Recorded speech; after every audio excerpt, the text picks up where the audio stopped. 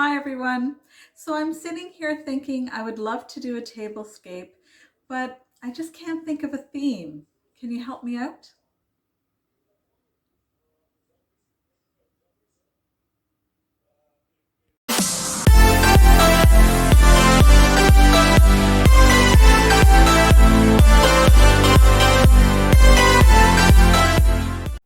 Hi everyone. So kidding aside, today what I'm doing for you is I'm styling a tablescape for Christmas in a buffalo plaid theme. So the way this came together for me is last year I received these great napkins in a Christmas basket, and I didn't want another Christmas to go by without me opening them because they're great and I really want to use them this year. So I got the idea to use these for this tablescape. So they are called Black and White Plaid Stag, and you can see the gold stag here on the black and white buffalo plaid. And so this is the inspiration for this tablescape. So I will show you how I incorporate these. I do not often use paper napkins in my tablescapes. Normally I use cloth or linen napkins, but today we're going to go a little more casual, and I think casual is really perfect for this theme. So I hope you'll enjoy it. Today's video is part of a closed collaboration with my dear friends, Luxury Living with N, Jody at Southern Seasons, and Marlene of Buffalo Check Chicks. We have gotten together and collaborated to bring to you our take on a buffalo plaid Christmas tablescape. I'm very excited to see what the other ladies have done. I have linked the playlist in my description box so that you can watch everyone's video along with me. I'm starting off our tablescape with this new Christmas table runner that I purchased at Dollarama. And I do like to iron out my linens when needed. And so this has an obvious crease in it. And so I'm just going to gently iron that out. And it will be all ready and perfect for our new tablescape here. So I'm placing that right down the center of the table. And then I'm going to use these really great buffalo plaid chargers that I picked up at Dollar Tree. They're so inexpensive and they look amazing, absolutely perfect for this tablescape. So I picked up 6 and I'm going to place that all around the table here.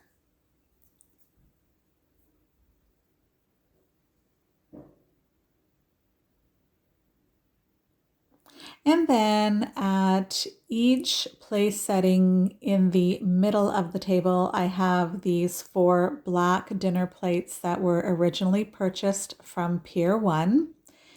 And boy, do I miss that store. But perhaps they'll come back. I've heard rumors. So I'm just placing the black dinner plates all on the 4 place settings there.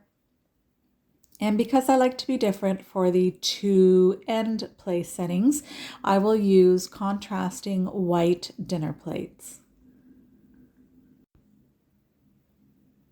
So you see me in action here a little bit for this tablescape. I often show you the tablescape step by step without me doing the actual setting of the table, but a little different here today. So what I'm showing you here is that I'm placing our salad plates on the 4 place settings with the black dinner plates, and these are just clear plates that I believe I picked up at Dollar Tree. And at each end place setting, I have these great red little salad plates. So you can see our color scheme here is black, white, and red and gold.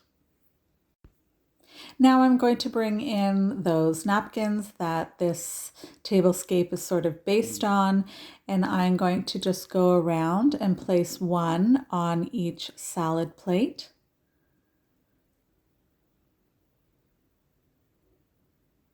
I really like these napkins. I think they're so adorable. And we will actually be sitting at this table for Christmas Eve dinner.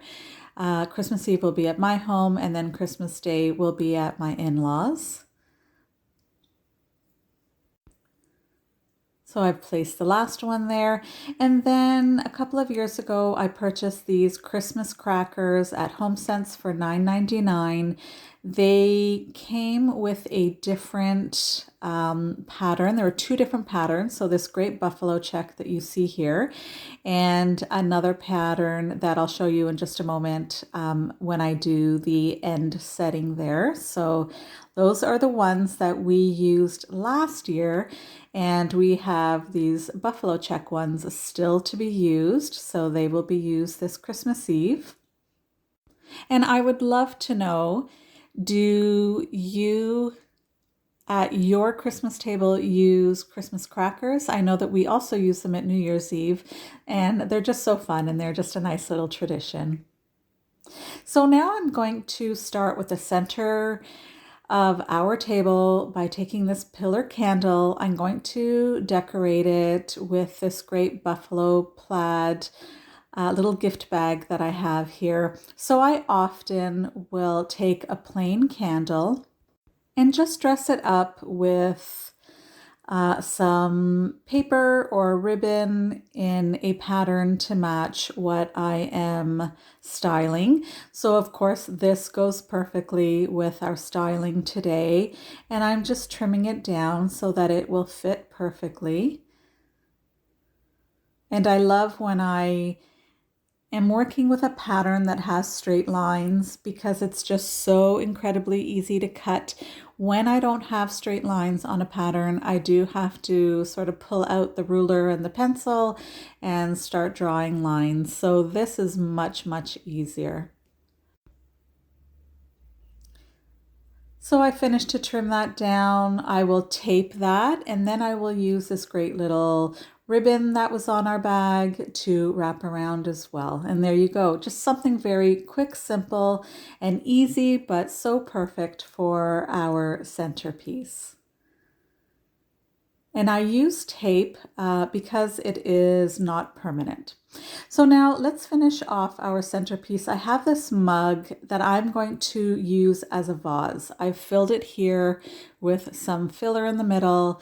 I have this great wooden stag that was used outside last year, so he got a bit of damage, and that's okay. We're going to take care of that. I'll be making a bow with this great buffalo check or buffalo plaid ribbon, as well as this red and black buffalo plaid ribbon that I got on a gift recently. And although this is not buffalo plaid, this is just Christmas plaid, it's a great little piece I'm going to add. And I'm trying to show you here that it says Tommy Bahama, but you cannot see that on camera. So I'm going to pre-cut a little piece of wire here, and then I'm going to make what's called a messy bow, and I'm just going to alternate the pieces of ribbon. There's no real rhyme or reason to this. You just sort of place everything as you like.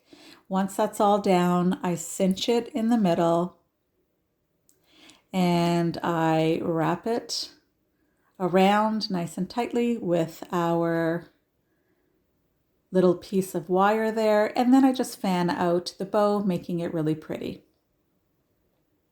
So it doesn't look perfect. I cut it so that it was sort of messy and scraggly because it is a messy bow.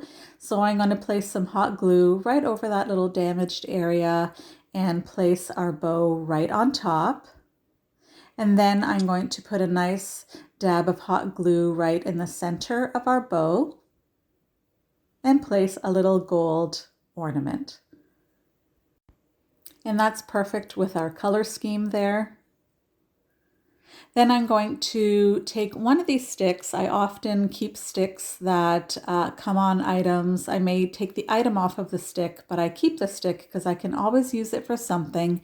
So I'm just taking some hot glue, putting it along the center and back of our piece here, and then I'm securing it by alternating glue on either side of the stick. I'm going to do the same here with our plate. This is a melamine plate, so it's a little heavier than our wooden piece.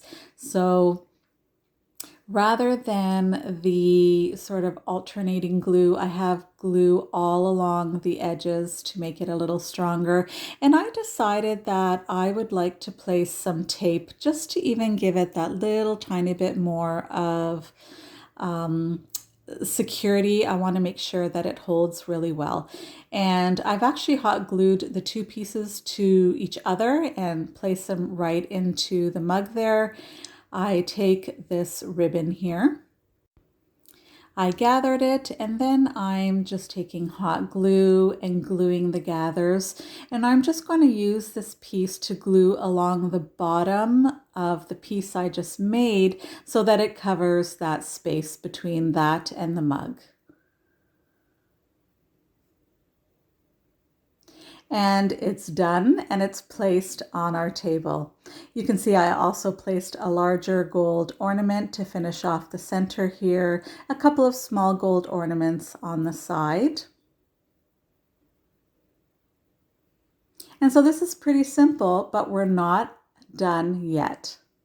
So with the help of my friend Betty, I'm going to be making a little dessert or a little sweet treat to put on our table.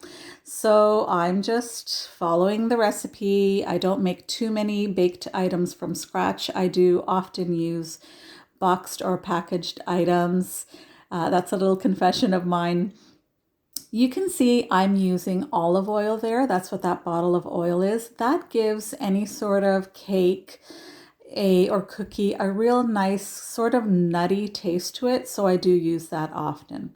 So here I'm going to be filling in my little cupcake cups, and you can see what I've done is I've placed a cupcake at each setting with a little name card for me, for you, for one of my co-collaborators and my other co-collaborator, Jody, and also Marlene. And then we have 6 place settings, so we can't forget Santa. So you can see these cupcake holders go perfectly with our theme.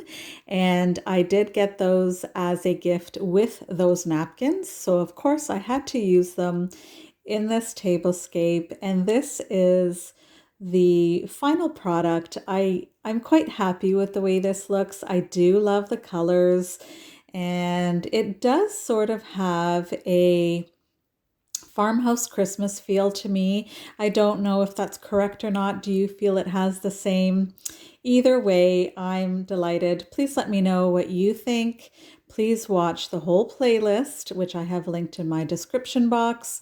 And thank you so much for participating, for watching. Thank you, Jody, and Marlene for collaborating with me.